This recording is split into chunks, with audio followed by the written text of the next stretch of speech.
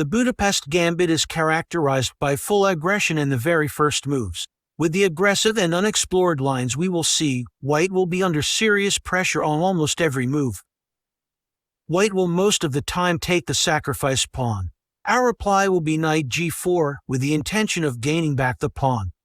We will analyze in this first part the two most common ways of defending the pawn, which are knight f3 and bishop f4. We will begin with knight f3.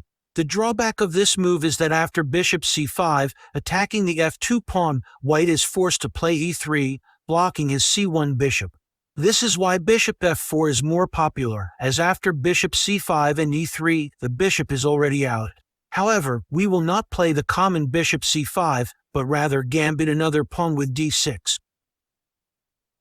First, we will look at the natural e takes d6, before moving to white's best move, which is bishop g5. After e takes d6, we recapture with our bishop, already setting a nasty trap. If your opponent plays the normal-looking h3, you win the game immediately with the double sacrifice knight takes f2, king takes f2 and bishop g3 check. Black is obliged to take and we win the queen with queen d1. White cannot attack our knight immediately. He can patiently develop with knight c3. We do the same with our knight, and white is now in time to play h3. Be careful. With the knight already on c3, the last combination fails, as at the end the queen is defended. We have to drop back with our knight on e5. The best moves by both sides from here are knight takes e5, knight takes back and bishop f4. White may be threatening to take on e5 and trade queens, entering an endgame where we are down one pawn. That's why we play queen e7 here. White will likely play e3 to bring his bishop out, to which we respond with c6, preventing any knight jump to d5. After bishop e2 by white, we have a nice tactic with knight takes c4, winning a pawn, since bishop takes c4 is answered with bishop takes f4 and white cannot recapture due to the pin on his king. He can still regain the pawn with the temporary sacrifice bishop f7 check, queen f7, and now he can regain the piece with e takes f4. After the following moves, the game is even. After knight takes c4, white's best move is queen d4, and after further moves, we are still a pawn down, but our active pieces gives us compensation. Before moving to bishop f4, I need to explain you why bishop g5 is white's best move here. After the same sequence we saw before, white has gained a tempo due to the active bishop on g5. Moreover, our queen is awkwardly placed on d7.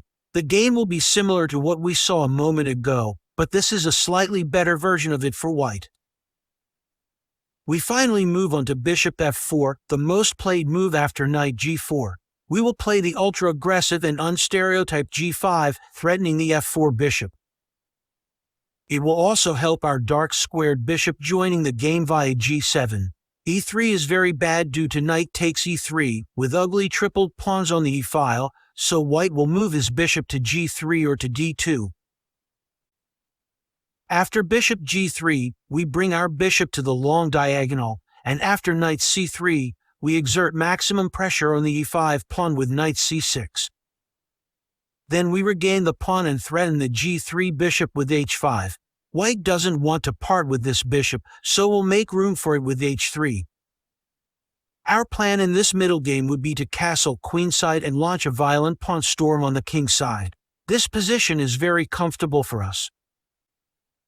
Bishop d2 looks safer because the bishop would no longer be threatened by our kingside pawns. Here, it's very important to play knight c6 before bishop g7. If you play bishop g7 first, white can trade on e5 and challenge our valuable bishop with bishop c3. We will be forced to exchange it and we will be left with awful dark squared holes on the kingside, without our bishop to cover them. This position contains some tactical nuances I have to explain. Bishop takes g5 loses to knight takes f3 check, and queen takes g5. Also, knight takes g5 is well met by knight takes c4 with a fairly equal game. Because of this, white must carry on with development, and after this probable sequence, we have a position where anything could happen. Hope you like what you saw. Make sure to subscribe if you don't want to miss the next videos.